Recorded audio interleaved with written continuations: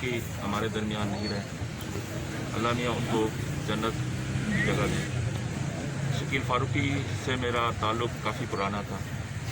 मैं समझता हूँ कि शकील फारूकी जैसे लोग बहुत कम इदारों में पाए जाते हैं।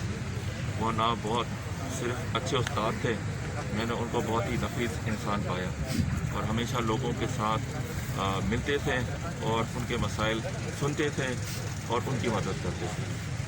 आज मैं समझता हूँ कि जामा कराची के लिए बहुत ही अफसोस का मकान है कि वो हमारे दरमियान मौजूद नहीं रहे। अल्लाह मियाँ उनके लवाकिन को सब्र अता फरमाए और हम सब की दुआ होनी चाहिए कि शकील फारूकी को हमेशा याद रखें और उनको दुआ करें।